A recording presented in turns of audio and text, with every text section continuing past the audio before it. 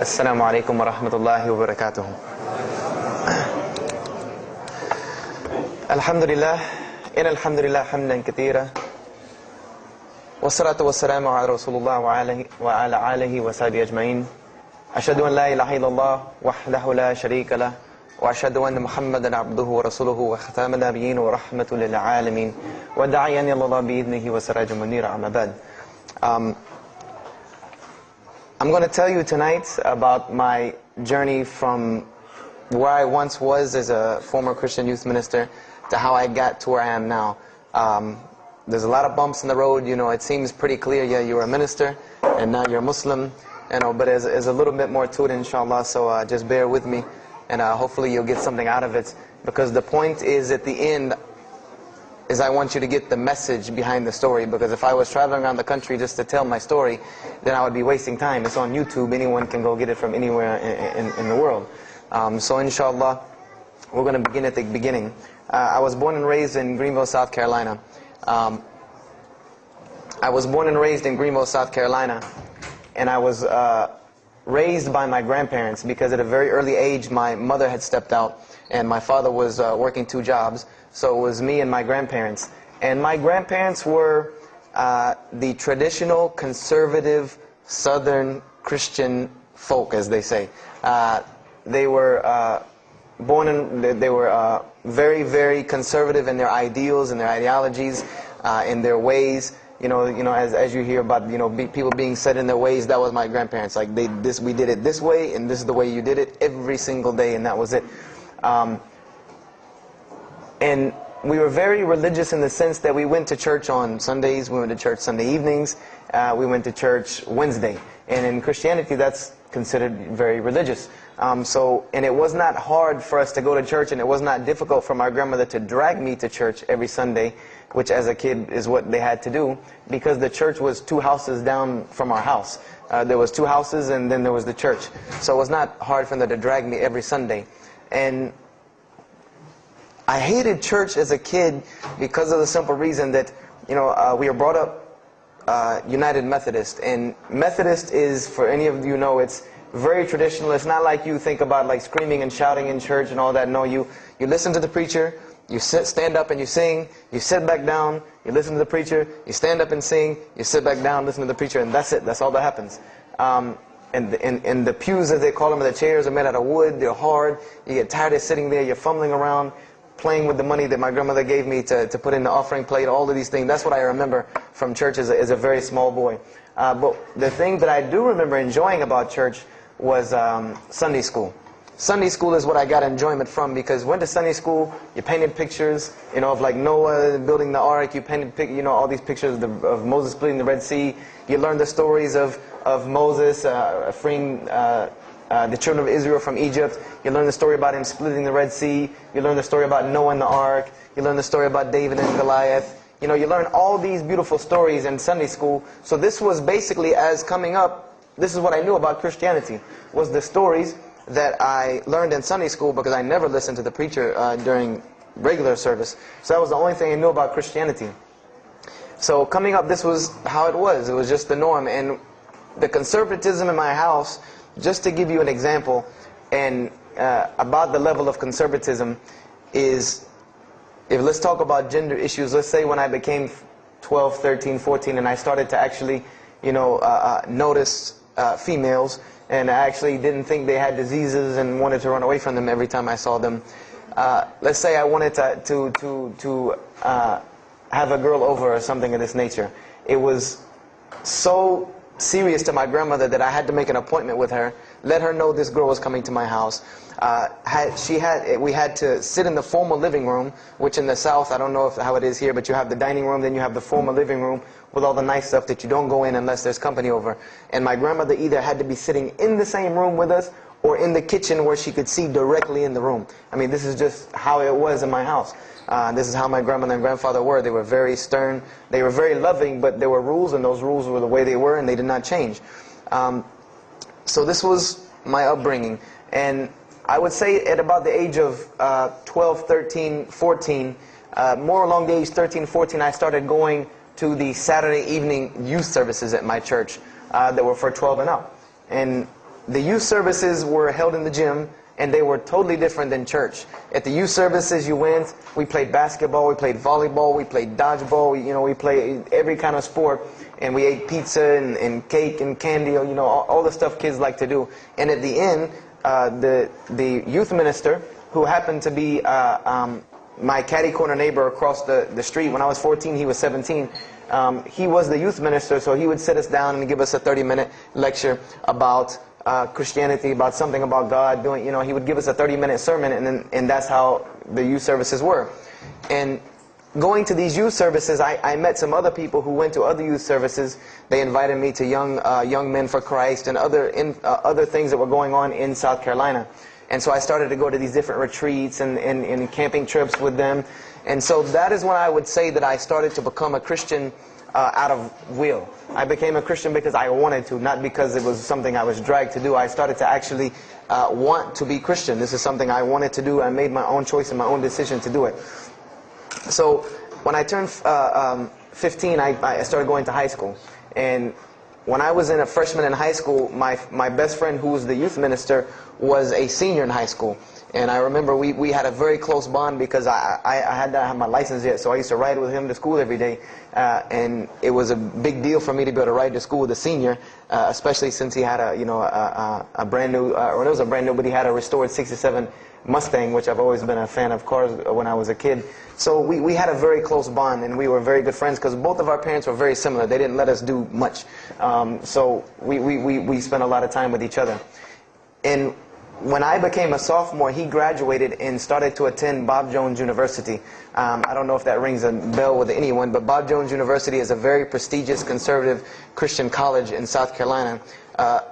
It's probably the most conservative college I've ever seen. Because the Moody Institute is known as one of the most famous in this country since Chicago. But Bob Jones is conservative to the point to where when it comes to men and women, like men and women are not allowed to get caught talking to each other in a room alone if they're not married, holding hands on campus. The men had to wear button-up shirts or polo shirts tucked in with slacks or jeans. The women had to wear skirts. No jeans, skirts that came down to the ankle, and a shirt that came to the wrist. And this was part of the guidelines for Bob Jones University. You didn't party, you didn't drink, there was none of this that happened at Bob Jones University. And he started going there, and his major was textual criticism. And textual criticism probably doesn't ring a bell with anyone, and to explain it in detail would probably take another entire lecture. But just to give you a brief synopsis of what is textual criticism. A textual critic takes the ancient manuscripts of the Bible, the pieces of parchment that were found all over the world, and he has to learn Hebrew, Greek, Aramaic, Latin, these languages that these parchments have been found in. And he has to take these scriptures and try to find out where they came from, why there are variations in the many different versions of the same parchment. Let's say you have Matthew chapter 1 from the Bible. There might be 5,000 different variant readings of Matthew chapter 1 in 6 languages. And so he has to be able to take all these and sift through them, try to find out why there's so many variations of the readings, and then determine which one is the original. And that's not as easy a task as it seems. You could figure, which one ever the oldest is probably a more original, which is not the case. Since there are no originals, you might have one parchment that is the oldest parchment of the group, but it might be a copy of a copy of a copy of a copy of a copy of a copy laden with mistakes. And then you might have the newest parchment in the series that might be a once over copy from an original, or a twice over second copy from an original. Therefore, it would make the newer parchment more original than the older one. So it's not a very easy field to go into. And he started studying textual criticism, and being that I was his best friend, I started studying textual criticism. Whenever he was, doing his homework or research papers, I was right there with him. Whenever he did a homework, he would always let me read it. Or when he finished his papers, he would give them to me. He would pass down all of his papers to me. Every textbook, when he was done with it, he would give it to me. I started to learn a little bit of Greek, a little bit of Hebrew. So I became, started to become a layman's textual critic, and I applied to Bob Jones University in my sophomore year because it was a 3-year waiting process for Bob Jones. And when I turned 16, almost 17, my friend came to me one day and he asked me a question that I had never really even pondered upon. He asked me, he said, "Have you ever read the Bible?" And I said, no, in church. I mean, yeah, we've all read the Bible in church. You know, your parents make you open it up and look at it. And at the Bible studies I went to, Young Men for Christ, we did have Bible studies, and we'd read a few passages and talk for 2 hours about those few passages. But he's like, no, have you ever read it? You know, like you read a book beginning to end. I said, no, I don't know anybody that's read, nobody that I knew had ever read it, beginning Genesis 1:1 to the end. He said, but this is the inerrant Word of God, as we are taught. This is our instructions on earth. Why haven't we read it? You know, why have we not read this book? And I said, you know, that's a very good question. And he gave me a challenge. Well, it was basically a challenge for us both. He said, let us start with Genesis 1:1 and let's read the Bible and let's see what God says to us. Because this is the inerrant Word of God, inspired to men, for instructions for us. So let us see what God says to us. If God can talk to the preacher through this book, why can't He talk to me? I said, you're right. I said, that's very good. I had a lot of time on my hands. I wasn't really allowed to do much anyway after school, so I said, why not? Let's read the Bible. I was somewhat nerdy as a 14, 15-year-old, 16-year-old. So we started to read the Bible, and we decided to go from Genesis 1:1. And what we tried to do, this was the attempt that we made, was to not think of anything that we'd ever heard about Christianity, but to open the Bible, and let's say I just found this book in the desert, and read it and see what it says to me. Let it talk to us. So we started Genesis 1:1, and we started reading through the Bible. You know, we did some of it together, and most of it I did by myself, because I'm a very, very quick reader, so I decided to read a lot on my own. And as I was reading through the Bible, I started to notice the stories that I had heard in Sunday school. You know, you start reading Genesis, you read about Adam and Eve, we all know that story. You started reading about Deuteronomy, Exodus, you know, the stories of Moses, the story of Noah, the story of Lot and Abraham, and all these stories that I know. But I was surprisingly and astonishingly shocked by some of the stories that I read about these same people that I learned about in Sunday school. Just for instance, and this is a big testament to why Allah kept sending us prophets and why Islam was sent as a complete and perfected deen with the Quran. If you read about Noah in the Bible, there is the story about Noah saving humanity from the flood with an ark and all of that. There is this in the Bible. There's another aspect to the story of Noah that not many people know about unless they actually take time to open a Bible. This will not be preached from any pulpit anywhere. Is that the Bible says that Noah was an alcoholic. This is the Bible's portrayal of Noah, or Nuh alayhi salam, that he was an alcoholic, that he was a drunkard. This is the word used in the Bible, that he was a man given to alcohol. And I'm a psychology major, and my field of specialty is mental illnesses, and alcoholism is one of those, is a mental illness. And I know from seeing alcoholism's effect on one of my close friends' parents, I know that someone who is truly addicted to alcohol, and if Noah lived for so long addicted to alcohol, he was seriously addicted to alcohol. It is hard for someone addicted to alcohol to hold down a 9-to-5 job working at McDonald's flipping hamburgers, much less construct an ark to save humanity from a flood that's never happened. So that stopped me for a moment in my tracks, and I said, Noah was an alcoholic. You know, and it bothered me for a minute, because I said, you know, things started popping in my mind, like, if Noah was a drunkard, how did he know God was talking to him? Because, you know, I've seen some people, they're alcoholics, you know, you were just asleep in my dog's food bowl the other night, drooling, and now you're telling me you were talking to God last night. You know, you know, to rationally, that would not make sense to me. That's like, you know, an alcoholic on the street coming to you and tell you God's talking to him. You know, he has no, this would give this man no validity. This man has no validity with anyone. So I didn't pay it too much attention. It caught me, but I said, you know what, I'm going to keep going, because there's one thing that you don't do in Christianity, and I'll tell you what it is in a minute when I started doing it. Then I came across the story of Lot, or Lut alayhi salam. And we all know the story of Sodom and Gomorrah in these stories, but there's another very twisted story in the Bible about Lot and his daughters. There's a story of Lot and his daughters in the Bible that says his daughters got him drunk one night and seduced him and committed incest with him. A'udhu billah. This is the Bible. This is one of the Bible portrayals of the prophets of God. The person who saved his family from Sodom and Gomorrah.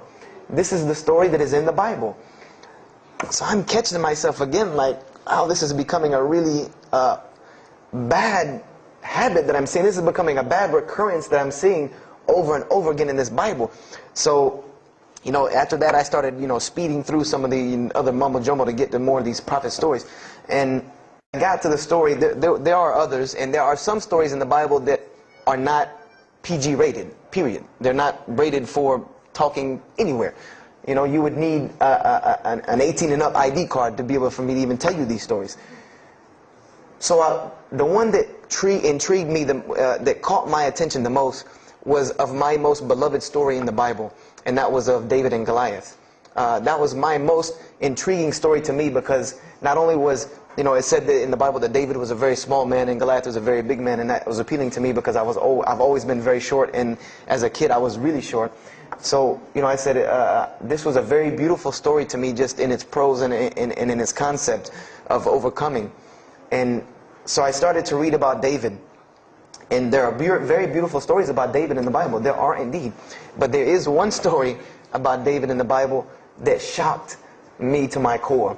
And it's a story about three people. There's three people in this drama: David, Bathsheba, and Uriah. And it says that David saw this woman named Bathsheba. And she was one of the most beautiful women of her time. And she happened to be married to one of the commanders of his army named Uriah. But David on this day decided that he was not able to resist his temptation to be with this woman Bathsheba, so he did. And he committed adultery with her.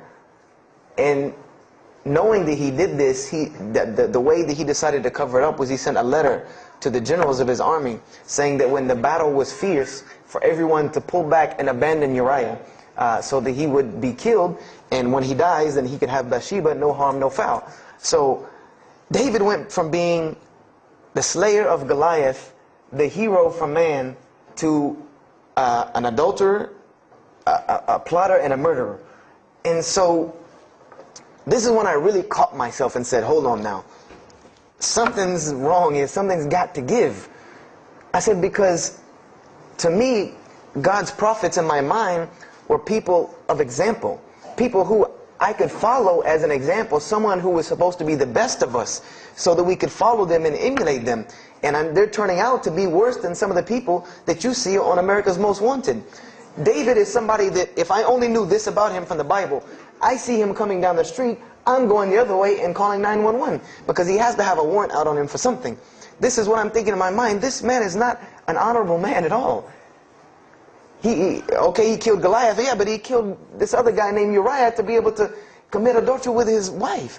So I committed the cardinal sin in Christianity. I started asking questions. This is the one thing you do not do in Christianity, is you don't ask questions, especially not about issues like this. So I went to my pastor and I started asking questions. You know, what's going on here? You know, pastor, there's a very bad recurring habit about these men in the Bible. What is the deal here?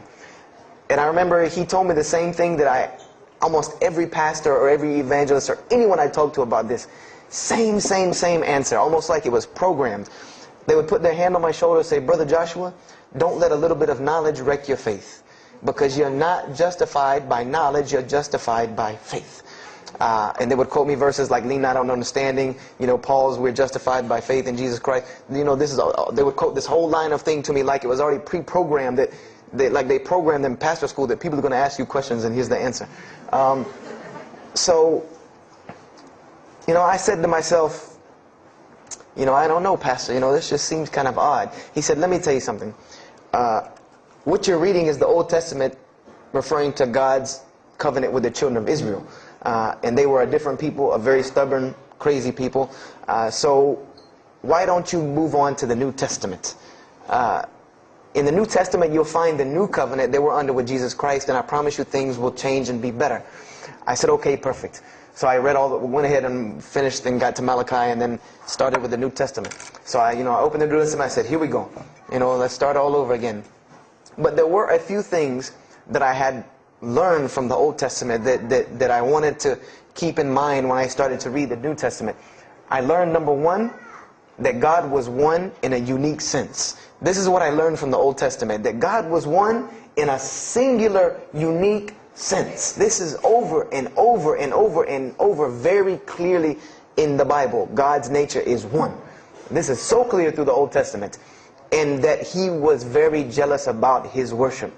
And every single time the children of Israel would turn to something else other than Him, He would punish them and restrict their lifestyle. This is something that I learned. And it kind of, the similitude to me with how God dealt with the children of Israel was, and I hate to use this stark contrast, but it's almost as if one of us went out, God forbid, I hope not, and let's say we went out here and robbed a bank. You rob a bank, you're going to jail for a long time. And every day when you wake up, do you think that jail is going to look like the Hilton at LAX? No, I doubt it. It's probably dark, cold, bad food, orange jumpsuits, not nice people, the whole 9 yards. And the reason why this is, and I know this now from studying psychology, is that this is supposed to be a stark reminder every single day when this person wakes up that you are in jail. This is supposed to remind them every single day you're in jail because you committed a crime. And we run this, not you. This is the message that is being portrayed to this person in jail.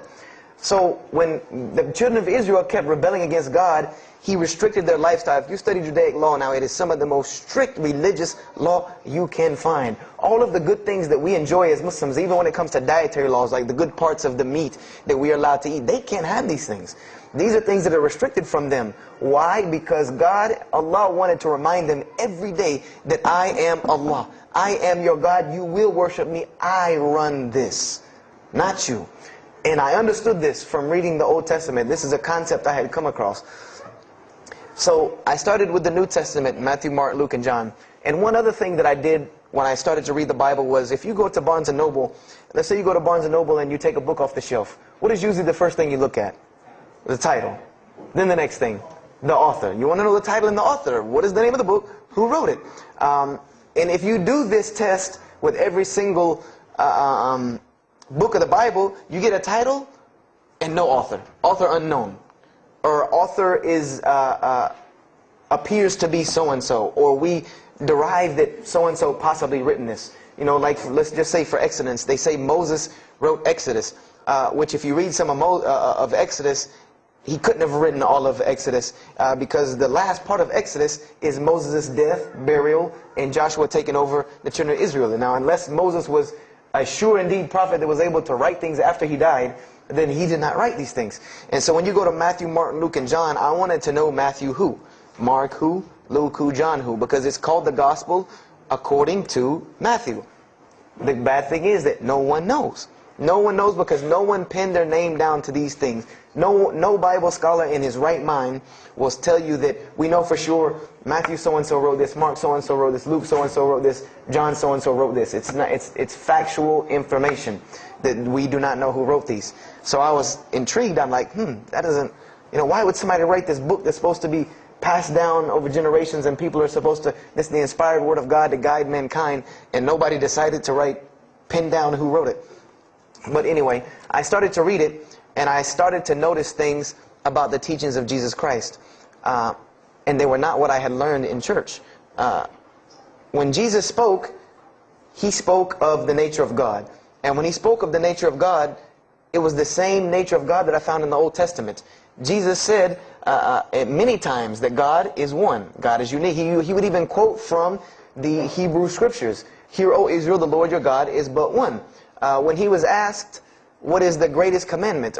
He was asked the greatest commandment. He said the greatest commandment, and every Muslim should understand these two concepts. This should be nothing new to you.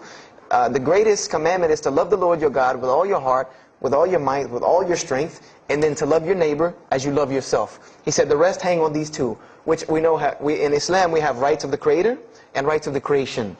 So this was the concept that He was teaching.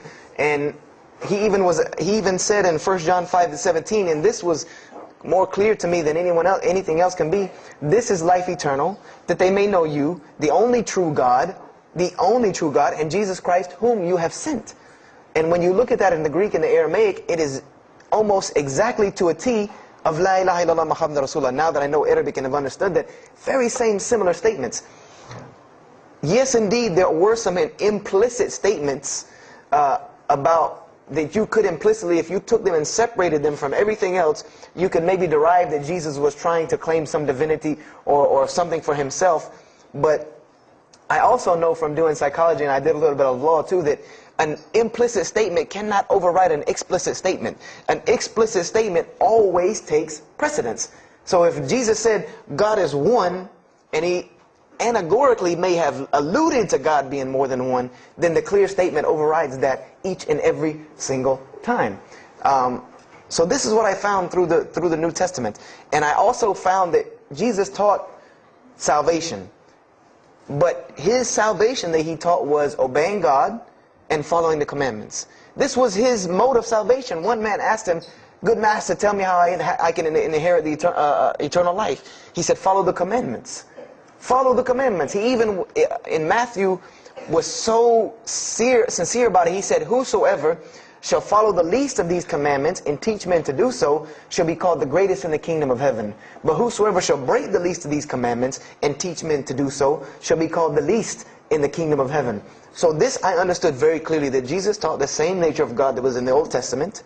He taught that the salvation lied in worshiping God and following the commandments. This I understood. Matthew, Mark, Luke, and John were very clear about this. You know, there were other things, the only begotten Son, you know, but these things were not in red letter, so I did not give them as much weight as what I did to the actual words that Jesus Christ was saying out of his own mouth. So I read Matthew, Mark, Luke, and John. All of it was saying the same to me. I said, and I was thinking to myself, this is not what I was taught about Christianity. You know, you're taught that God is 1 in 3, 3 in 1. You know, 1, 1, 1 equals 3. You know, Father, Son, Holy Spirit. Jesus died on your cross to forgive your sin. You know, and there was another thing that I noticed from the Old Testament, and this is a beautiful lesson to Muslims, because you're asked this all the time, especially when it comes to dawah. And I never put 2 and 2 together until I learned Islam and then read the Bible one more time. Is I wanted to know why the Jews wanted to crucify Jesus so bad. Why so bad? They could have just mobbed him anywhere and killed him on the street. It's not like he had clans like the Arabs that would have come and backed him up. I said, why didn't they just kill him? You know, why were they so strict and sincere to tell Pontius Pilate, you got to kill him and you need to sanction it. We can't do it, but you need to sanction it to kill him. And now I understand it, was that Jesus had a mission, and that mission was to share God with the world. And Paul even kind of tells on himself in his book of Galatians as to why Jesus was meant to be crucified, or the Jews wanted to crucify him. Paul said that the crucifixion is the stumbling block for the Jews. And he explained in Galatians that Jesus Christ, and this is how he tried to roundabout explain it, was cursed for us, to remove us from the curse of Allah by taking this curse upon us. For it is written, and he quoted the Old Testament, everything that hangeth on a tree is cursed. So I went back and studied the Old Testament and Judaic law, and I realized that people who were crucified, that was considered a curse upon them. You had to do something pretty serious to get crucifixion, because it was considered a curse from God. It was part of their law that when someone is crucified, that person is cursed. So wherever they buried these criminals, like in the graveyards in Israel, in Jerusalem, in Palestine, where they buried these criminals that were crucified, this was considered cursed ground. This was considered ground that you didn't go on, and you did nothing here, because these people are cursed by God. So I started to put 2 and 2 together. It's not that they wanted to kill Jesus, because they could have just killed him. They wanted to disprove who he was. This was their point, was to disprove who this man was. He said he's the Messiah. They wanted to disprove it, and they knew if you can crucify Jesus, he can't be the Messiah. He cannot be our Messiah if you can crucify him. And even if he is, if we can still force our crucifixion on him, then that'll detriment his message. So they understood this and knew this, and this is why they wanted to crucify him. And this is exactly why Allah saved him from it. Because everyone asks you, why did Allah save him from the crucifixion? Because you cannot crucify. That was part of his law that he came to fulfill, that he could not be cursed according to this law. He said, I have come to fulfill the law. To fulfill it. Therefore, he couldn't be cursed according to it. And this is why he went to the Garden of Gethsemane and asked God to remove this from him, because he knew how detrimental this was to his message of crucifixion. So I began to see all of these things. So I started to read. I got to the book of Acts and started to read the writings of Paul the Apostle. And things went from this to this. It went from one way to another way. It went completely flipped, turned around. The entire teachings went from obeying God, worshiping God, following the law, to worshiping Jesus Christ and abolishing the law completely. Paul even wrote to the Galatians, "Oh, you foolish Galatians, why are you still following this cursed law?" Jesus Christ came as a curse to remove us from the affliction of this curse. So I said to myself, but Jesus just said a few books before this that whosoever shall break the least of these commandments and teach men to do so shall be the least in the kingdom of heaven. And here you go, Paul preaching this gospel to abolish the law. So I even asked, what is going on here? So I started asking my pastor, and my pastor said, now you're getting into deep water. You know, now you're starting to question the New Testament. You really have some issues. You know, they even thought that I might be, possessed and all kinds of things. So I had a very big conflict going on inside of me, and my friend took me to his textual critic teacher, his professor. And what this man told me probably wrecked my faith in Christianity. And I always say, I doubt he would be very happy me traveling around the world telling people that a Christian professor from Bob Jones University wrecked my faith in Christianity. But he did. Because what I asked him was, what happened to all these contradictions? You know, in the Old Testament there are many contradictions. If you study Hebrew language, you'll understand that when you read some of the Old Testament or the Torah, that there are some parts of the Torah that you can see is the most beautiful Arabic that you can see, the most beautiful Hebrew that you can see, just like when you read the Quran. It's very beautiful Hebrew. And then 2 chapters later, you'll see Hebrew that looks like a broken 3-year-old who is trying to scribble some Hebrew down. It looks very colloquial, very dialectic. You can tell it's not the same person speaking. So I went and asked him about all this stuff I saw. And he told me, he said, what you have is a book written by men over centuries and centuries and eons and eons.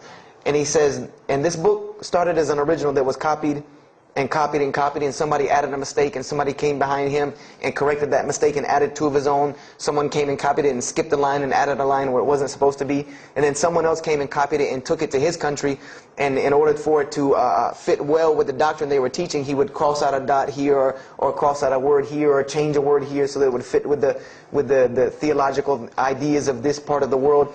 And he said, and after all these years, you have a book now that is compiled from all of this, written by the hands of men that still have men's fingerprints left on it. And that's what you have. You have an imperfect book that is only perfected through faith. This is exactly what he told me, that this book is perfected through faith. You cannot perfect it textually. It's not a textually perfect book. Those who believe in it by faith. And so I said, here we go again with this faith thing. You know, I said, God gave me a brain for a reason.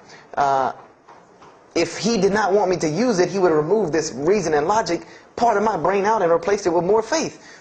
So, and I was of the opinion, as the saying goes, my grandmother didn't raise a fool. I'm no fool. I said, I can't believe in this. This book I've been taught is the inerrant word of God, and you're just telling me that it's a book of errors that's only perfect through faith. That's like me taking a 1982 Datsun all beat up and say, if you believe, it can be a Mercedes. If you believe.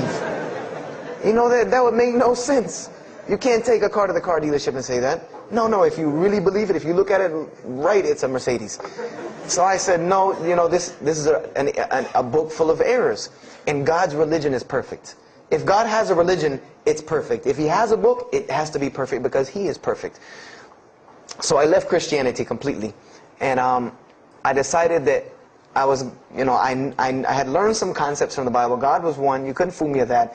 You know, I had also concepted that there should be nobody standing between me and God, because He created me without permission from anyone. Therefore, I don't need to be taking permission from someone to go to Him. If I had to be forgiven for something, it should come from Him, because on the Day of Judgment, it's going to be me and Him alone. And I didn't know about God's prophets yet. You know, I had my doubts and persuasions about that. So I decided to start searching other religions. I went back to Judaism. I studied Judaism.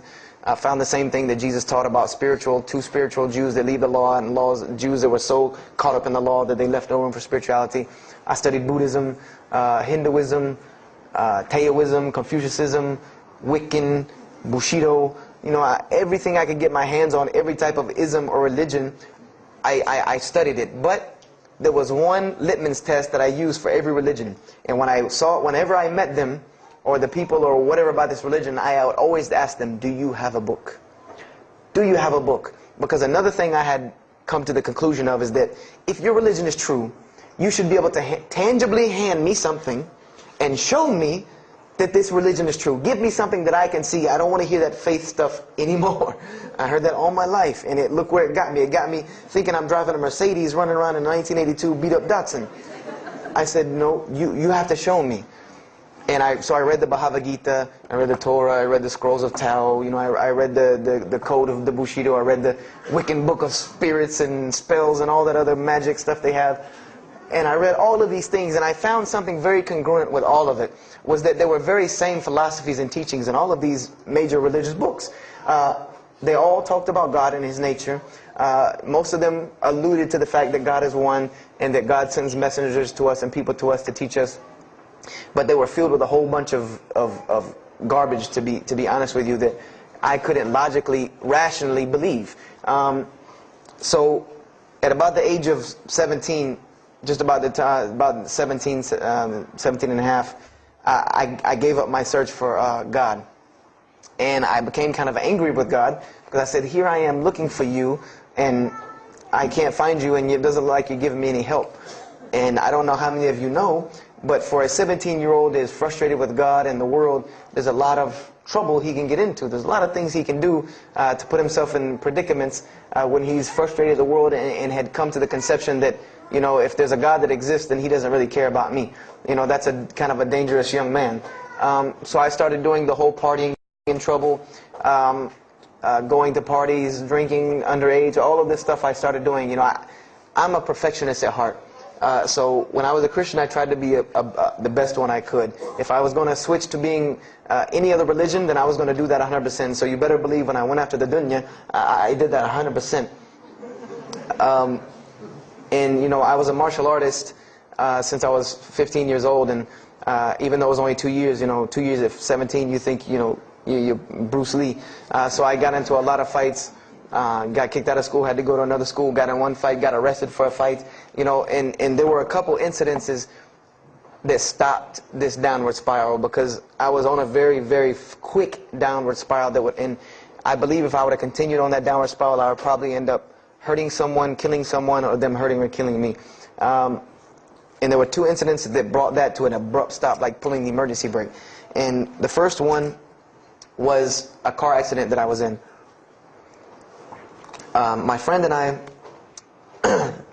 were on the way back from Clemson University from a frat party, and we were driving up 385 in South Carolina, and we were both highly intoxicated, and I decided that night that he was driving, I decided to put my seatbelt on for the only reason that I kept falling over when I fell asleep without the seatbelt on, because I didn't really believe in the seatbelt thing, because I said if I'm going to die, I'm going to die. You know, that was the conception that I come up with, that if, you know, if it's time for me to die, it's time for me to die. I didn't believe in the whole time your camel thing.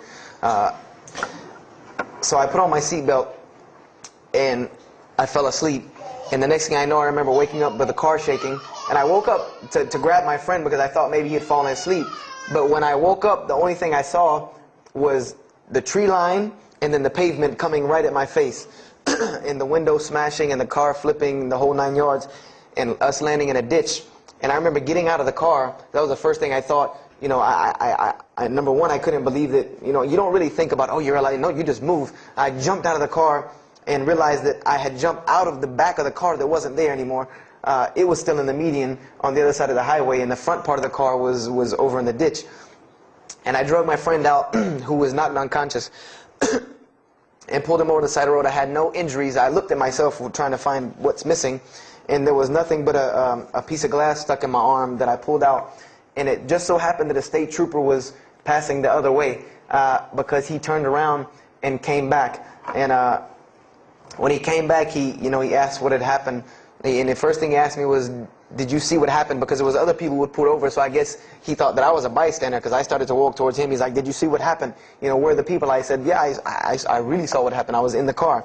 You know, and he was like, you know, as they say, like the color drained out of his face, because he was shocked. He said, how were you in that car?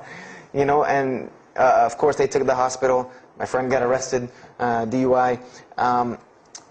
But before he put us in the ambulance, he was a man of God, because he looked at me and he told me, he said, young man, you better realize that you're on this earth tonight for a purpose. The only reason you're still alive is that God has a purpose for you. If not, you don't live through things like that. People without purpose, if you didn't have a purpose, then this night would have been your night. So you need to realize that. I said, this old man's out of his mind. You know, if God had been looking for me, he had the opportunity to get me a long time ago, so don't tell me about that God stuff now. So I paid it no attention, and about a month later, 3-4 weeks later, my friend and I, same two, he's on crutches still, we decided to go to New York City. We decided to just take off, drive to New York City. We didn't tell our parents where we were going. I said I was sleeping in his house. He said he was sleeping in my house for the weekend. So we drove to New York. And in New York, I remember going to the ATM to get some money. And in New York, they have these ATMs where you have to go in the little glass room to get your money at ATM. I don't know if they have that here or if any of you have been to New York. Now, alhamdulillah, you have to put your bank card in to go in there. But in '97, it was not like this.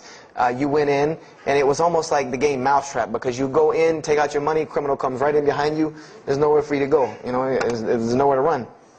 So I went in and I took my money out of the ATM, and I heard the door open behind me, you know, so I turned around, you know, I thought somebody was coming in behind me, and there was a man who put a gun to my face.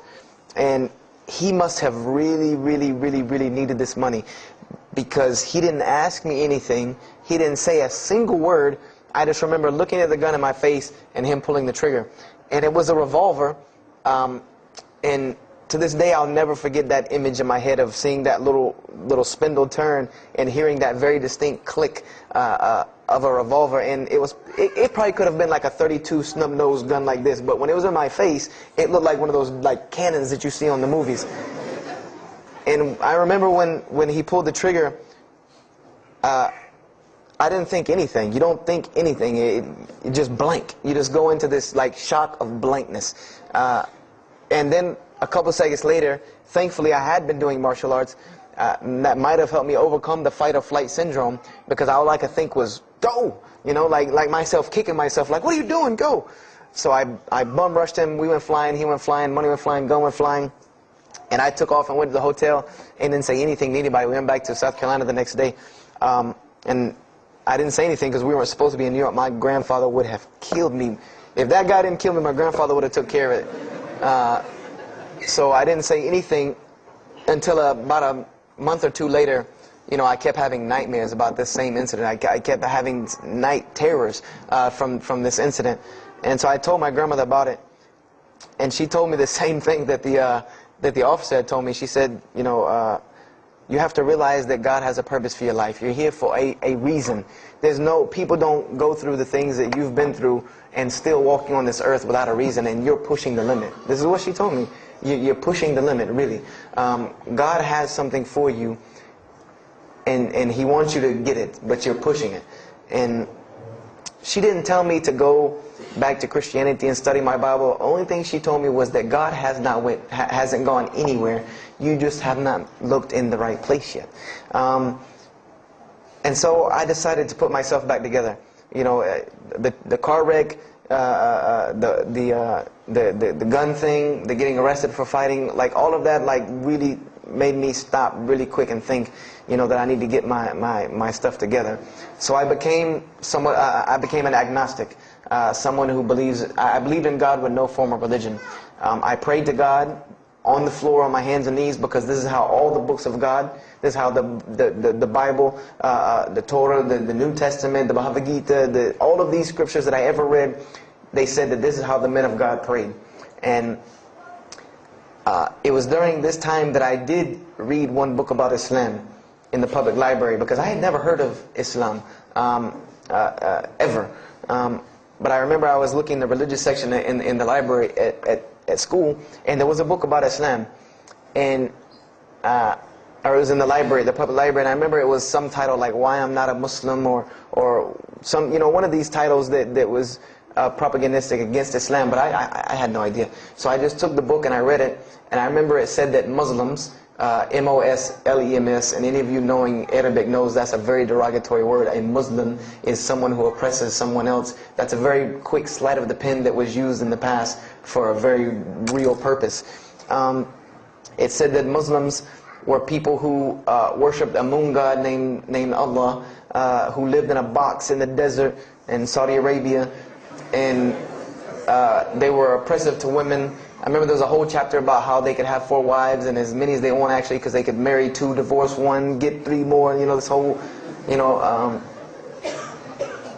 it said that I remember the one thing that really caught my attention was the whole chapter on jihad, where it said that Muslims were allowed to kill non-Muslims at any time, at any place, without discretion, and it was an honorable act, and not only would they go to heaven before it, but they would get 70 virgins on the way. So I closed the book on Islam, put it back on the shelf, and marked off Islam off my little list of religions, and said thanks but no thanks, and if I ever see a Muslim, I am out. And I said I'm pretty safe in Greenville, South Carolina. I had never seen a Muslim ever. So I said, I don't have to worry about running into no Muslims, thank God. So, I started, just worshiping. I tried to just be a good person, pray to God, ask Him for guidance, try to be a genuinely good person. And I remember what changed is when I met a Muslim.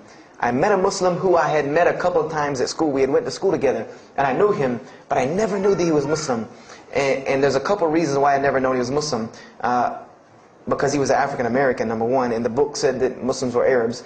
And number two, I didn't know, I thought Muslims ran around, marrying as many women as they want and killing non-Muslims. I didn't know that they could also be part-time drug dealers. So I never knew that this guy was Muslim. I didn't put 2 and 2 together.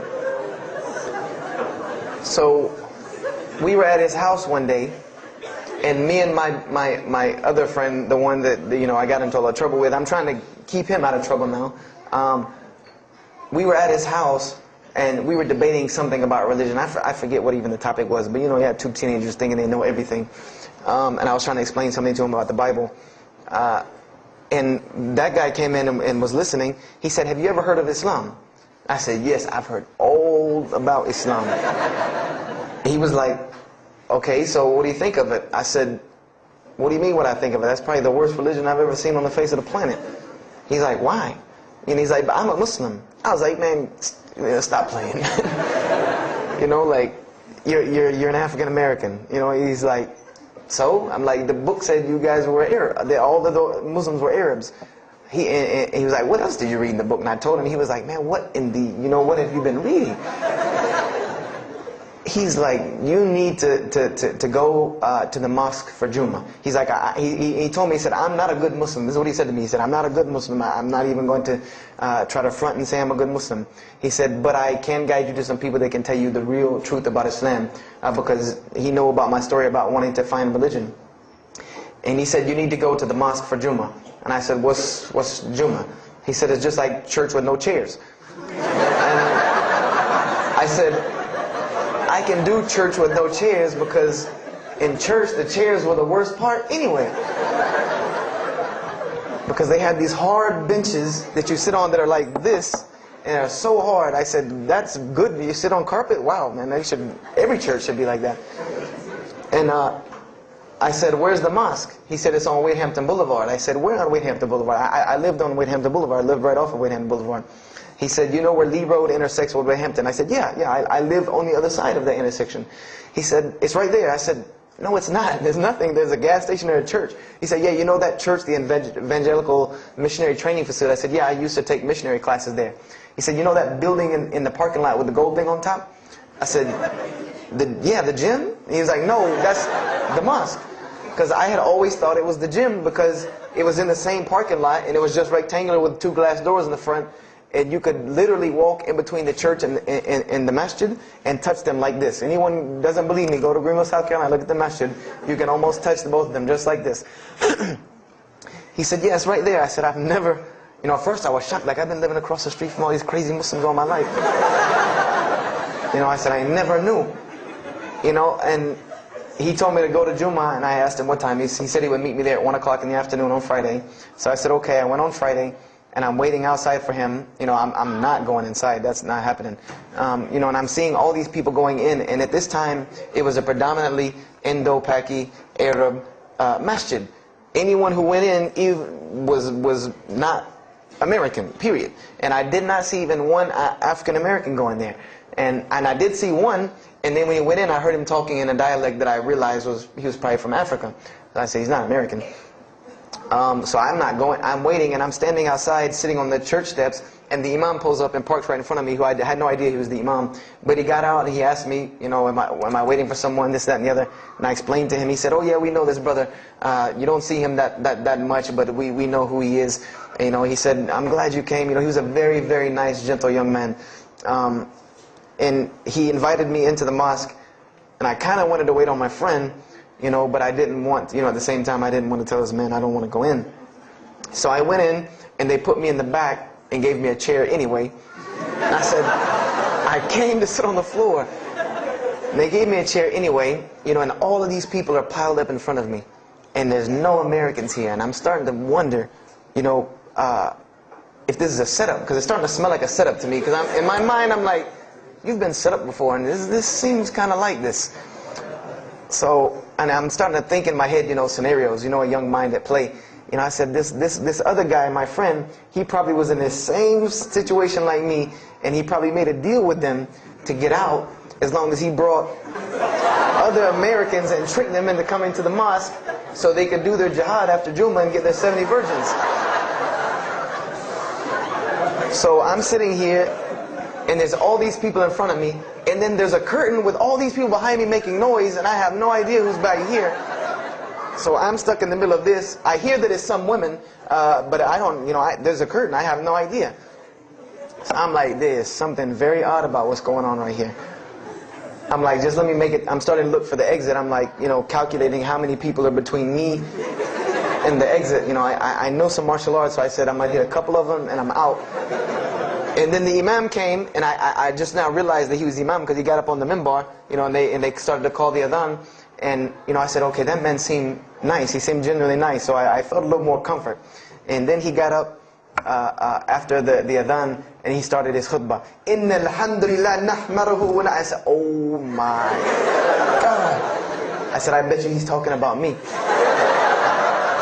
And he's being forceful. He was getting loud and banging on the minbar, and he's pointing in my direction. I'm like, oh man, I got to get out of here really quick, I said, well, I'm going to take my chance with the women behind me. I'm going through the curtain. And then he started to, when he got done with his Arabic tirade, he started to explain it. That verily all praise belongs to Allah alone, or God alone. In Him do we worship, in Him do we seek help and assistance. We seek refuge with Him from the evil that lies. He explained what he said in Arabic, and it sounded to me so beautiful. It was very, very beautifully prosed, what he said, and I wanted to know where he got that. I said, where did he get that? Because it was only about God and about the nature of ourselves. All of us should know that the beginning of the khutbah, and he quoted the 3 verses from the Quran. O you who believe, fear God as He should be feared and do not die. And instead of a state of submission to Islam, he was a very wise man because he translated everything. It was almost as if he knew I was there and translated everything for me. And he. I remember to this day what the khutbah was about. And I don't know if he did it because I was there, or if that was his already planned khutbah, but it's almost as if it was meant for me. The khutbah was that, the title of it was that the forgiveness of Allah is open to anyone at any time, at any place, no matter what, unless they have committed shirk. And the prose of the khutbah was a very long hadith. A very long hadith that some of you will know.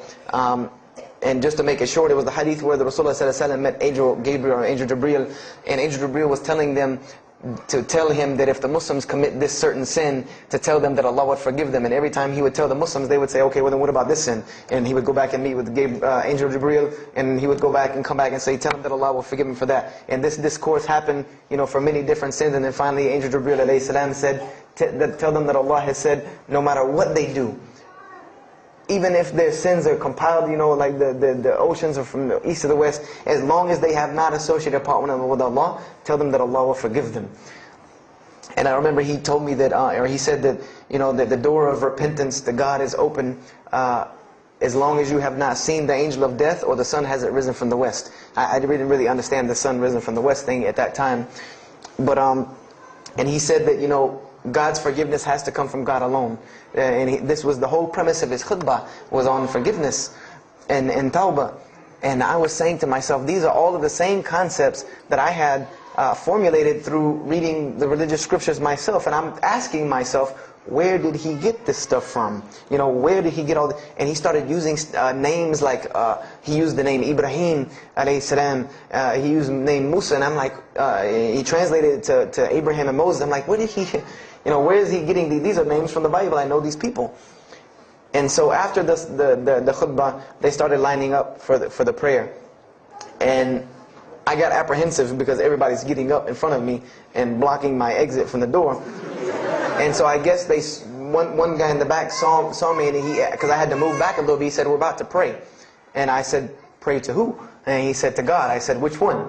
And he said, the one that created the heavens and earth. The same one that's in the Bible, the only creator of the heavens and earth, the only God.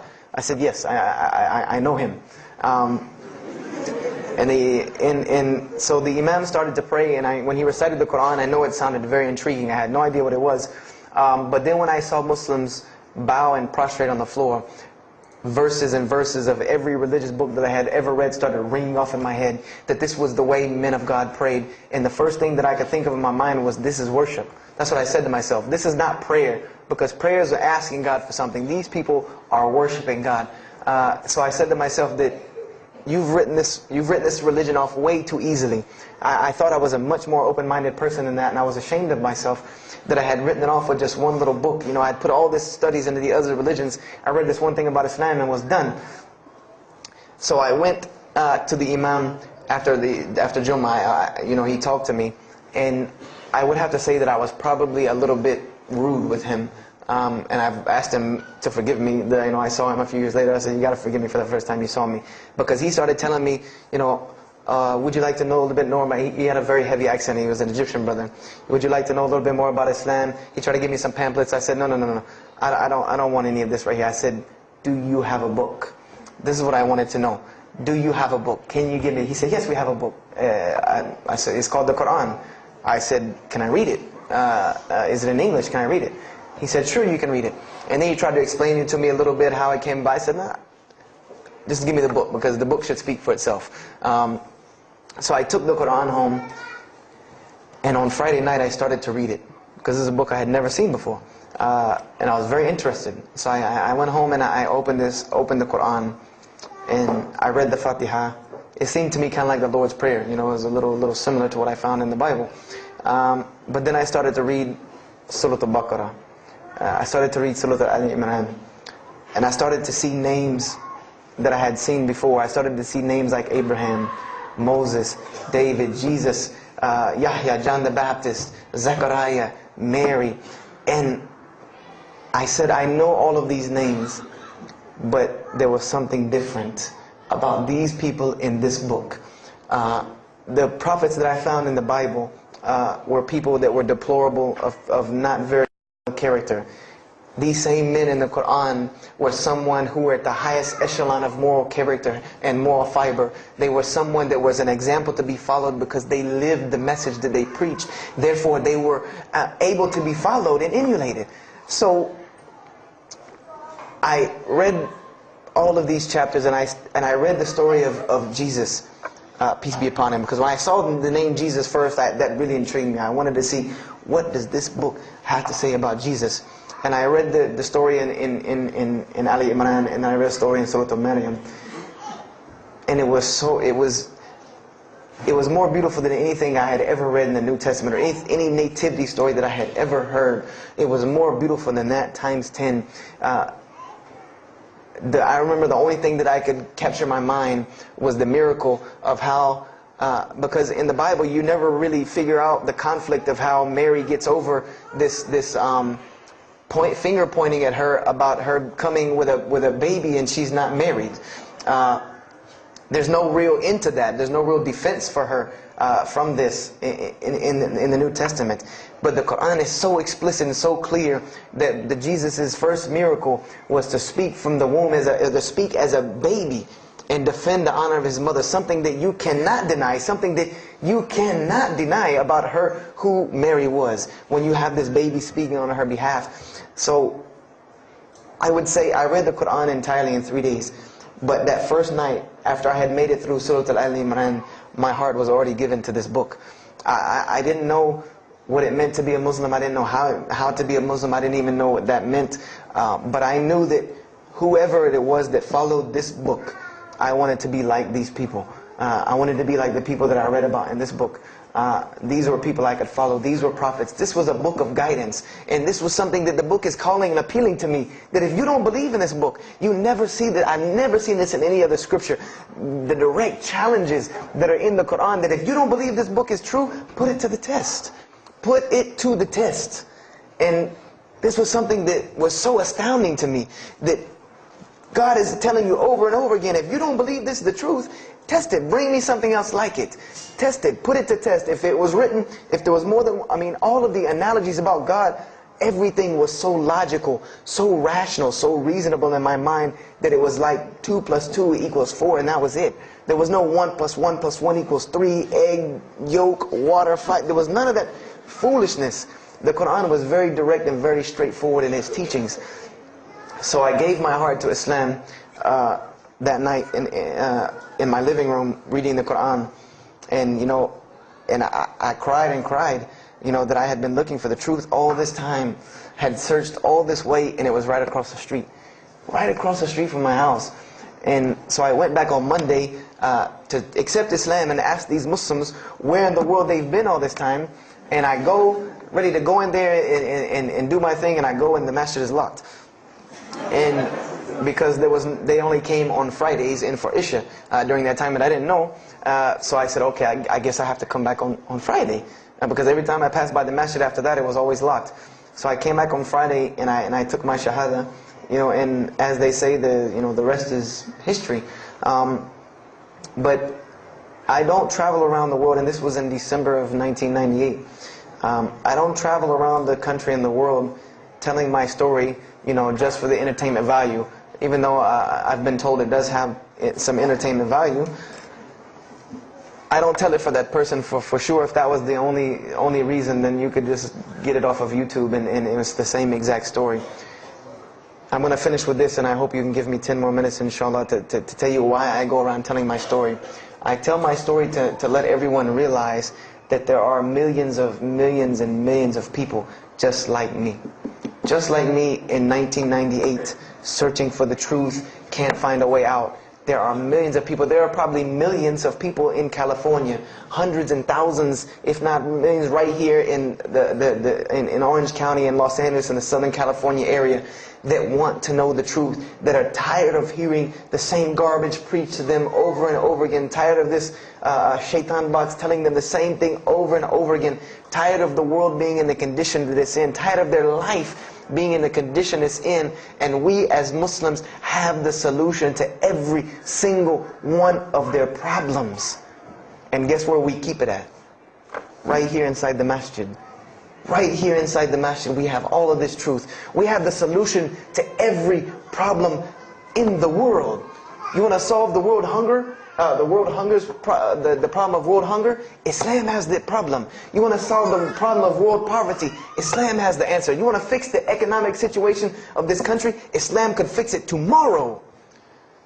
And this was in an op-ed piece in the Washington Post. In the Washington Post, there was an op-ed piece that the two markets that are falling apart in this country are investments and housing.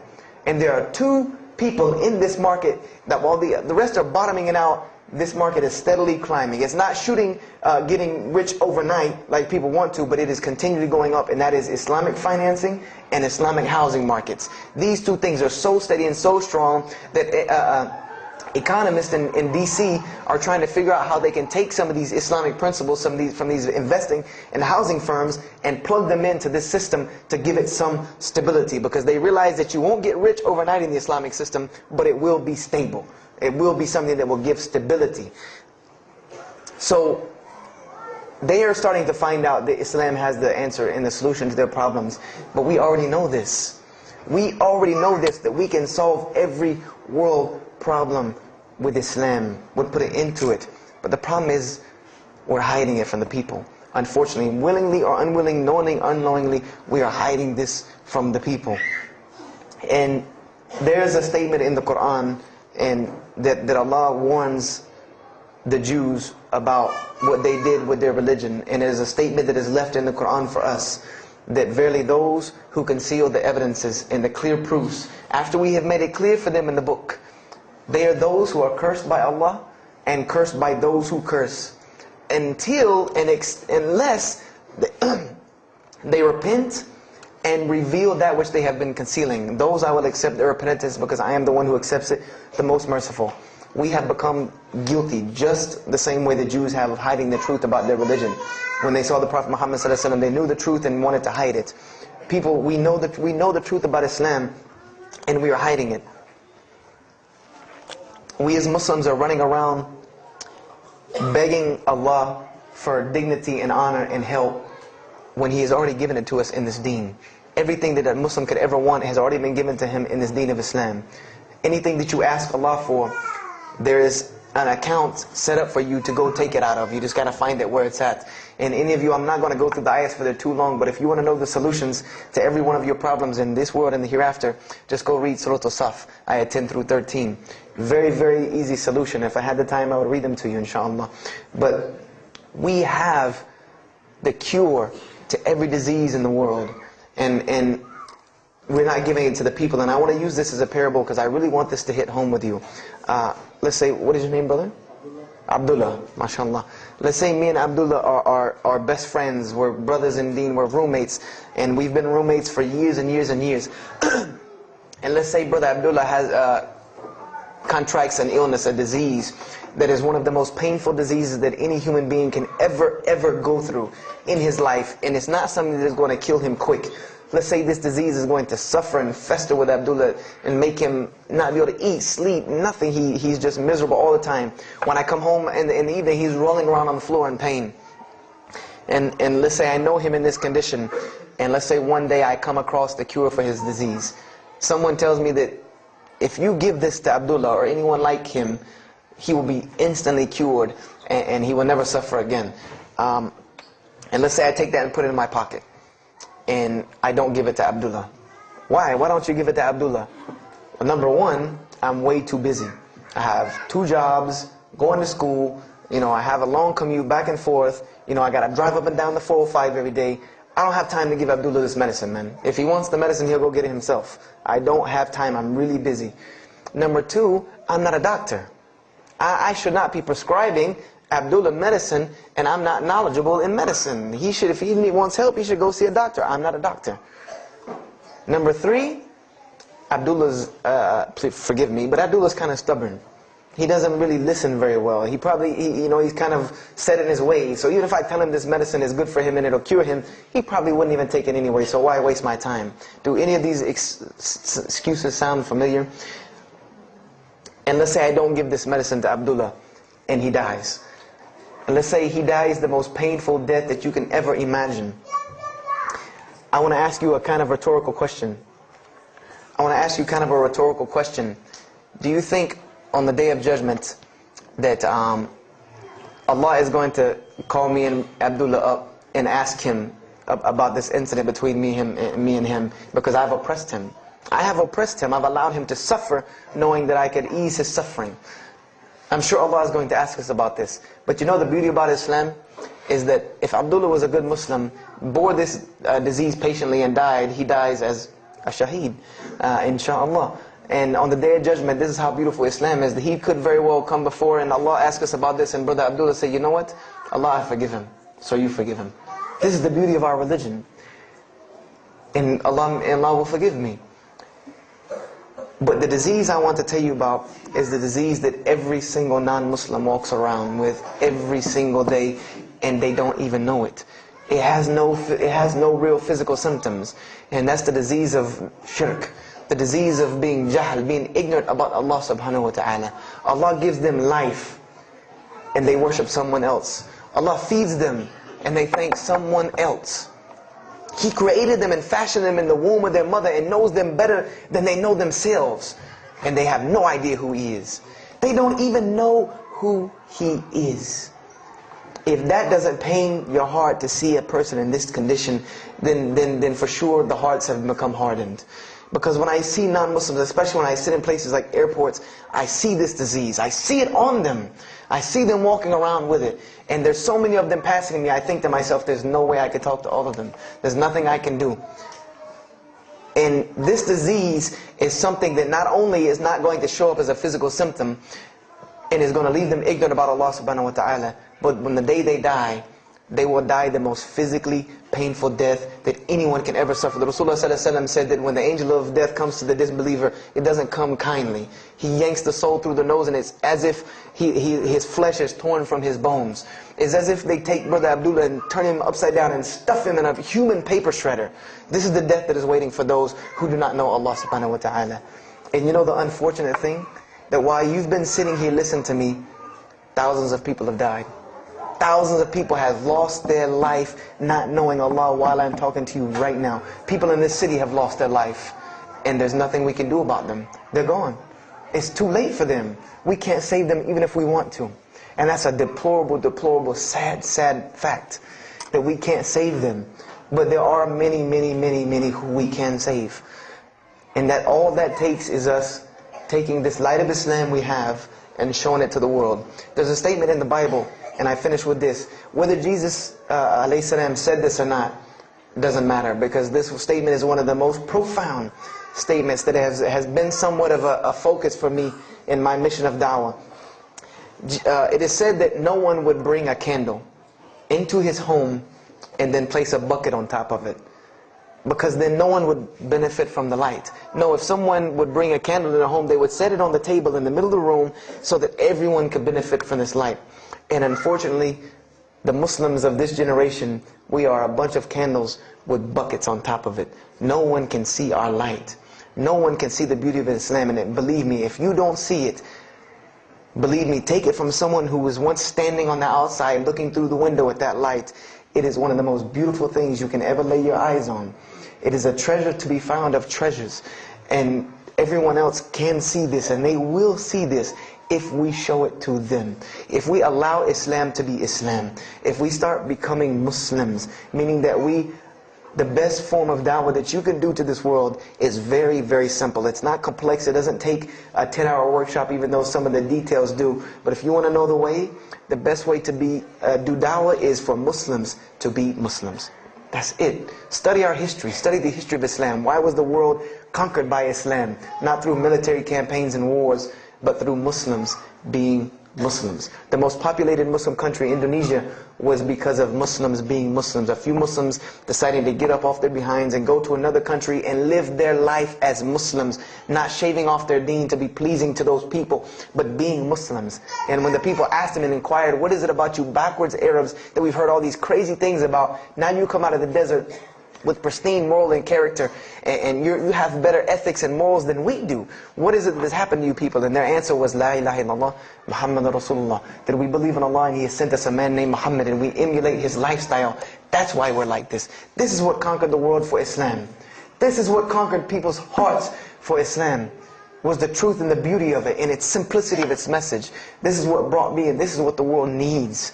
With all of this foolishness going on in the world, this is what it needs, the simplicity of Islam, whether they want to hear it or not. They know it in the bottom of their heart. When you show them the truth, even if they turn away from it, they know it's the right thing. They know it's the truth. And on the day of judgment, you can stand before Allah subhanahu wa ta'ala, having washed your hands and saying that I did my job. And I finished just one more thing. I finished with this. If you don't believe this is important, if you don't believe this is one of the most important things you can do as a Muslim, then the last statement of Prophet Muhammad ﷺ to the Muslims as a whole, he gave his farewell sermon. And we know that what his farewell sermon was a summary or a synopsis of what Islam is and its general principles. And he knew this was the last thing he was going to say to the Muslims as a whole. And how did he end this sermon? Those who are here, pass this on to those that are not here. For verily it may be that the last one that hears my message may understand it than those right here among us. He gave a command to those Muslims to pass it on, and for those Muslims to pass it on, and for those Muslims to pass it on, until there was no one left to hear this message. This was a command he gave, the last command he gave to this ummah as a whole. And then what happened? He pointed his finger to the heavens and said, "O Allah, bear witness that I have indeed conveyed your message."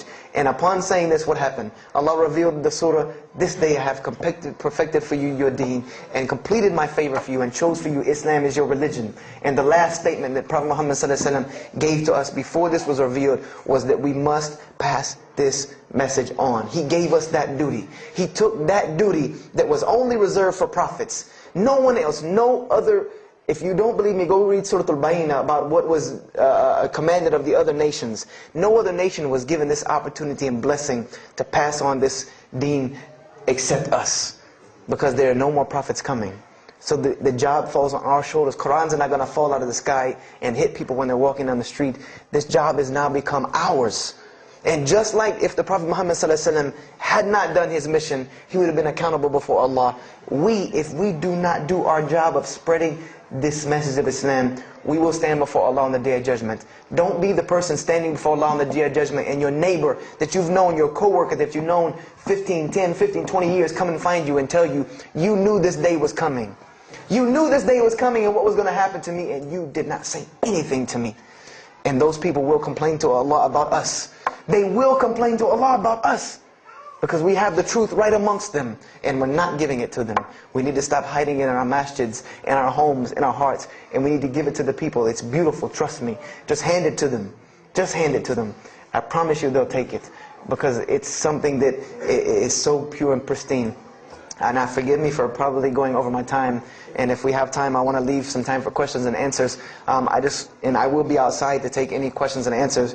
The only last thing I want to announce and let you brothers and sisters know is one of my biggest dawah projects is a DVD project that I do. And my goal is to put a DVD about Islam in the hands of every single person in the United States of America. Right now I'm working on Florida and I have other brothers working in other places because people will watch a DVD. We did studies on this, and people will watch media before they'll read a book or before they'll listen to an audio CD. And alhamdulillah, through these DVDs we've gotten, I would say, an average about 2 shahadas a month. Because my personal contact info is on the DVDs, and people watch them and they call me and I converse with them, and usually most of them accept Islam. I just had a shahada the day before yesterday from Irvine, Texas, from someone who had bought the DVD and given it, a Muslim had bought it, gave it to his friend. His friend hated it or didn't want it, so he gave it to another person, and that person gave it to a co-worker at work who watched it and accepted Islam. So this is one of my biggest projects.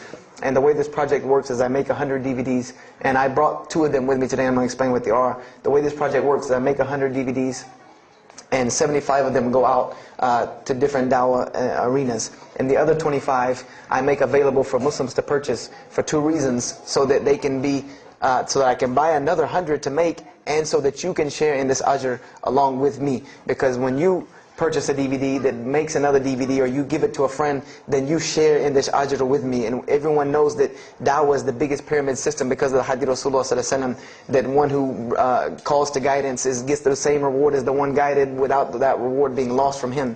So I made these DVDs available to the Muslims so that you can put a little effort in dawah and make another 100 inshallah. So I brought 2 today and they're outside. One of them is called Islam in the Bible, which is basically what I just told you in a PowerPoint format, so that you could see all these verses that I saw, all these things that I read that allowed me to see the truth of Islam very clearly when I saw it, and I coincide them with the Quran so that you could see them. And there's another one the other one's called The True Gospel of Jesus Christ, where I go through the New Testament. Well, first part I think is an interview about me and my story to Islam, and there's some other Q&As on the other DVDs about nature of God and all these different things. But it's a PowerPoint presentation about the New Testament and Jesus Christ, and how you can prove to someone that Jesus Christ taught Islam from the New Testament, from their own book, that they have to agree. They either have to believe it or reject it. And if you believe it, then you have to believe what I'm saying is true about Islam. If you reject it, then this is your book, not mine. So, I try to use these 2 teaching methods, and they also can be given to non-Muslims because they're in a PowerPoint format. They're in a very educated format, and they're available outside for $10 each. So if you could, please don't make me take any of them back home, because they always hassle me about taking 200 DVDs on an airplane anyway. So please come and get them, and if you have any questions, my contact info is on there and everything. If you have any more questions for me, and my website and everything. I thank you for your time, and if anything has been of benefit, know that truly all good comes from Allah subhanahu wa ta'ala. And if anything that I have said is incorrect or hurtful or shameful, know that indeed that comes from my own nafs and my own lack of understanding. أقول هذا واستغفر الله لي ولكم فاستغفروه إنه هو الغفور الرحيم. السلام عليكم ورحمة الله وبركاته.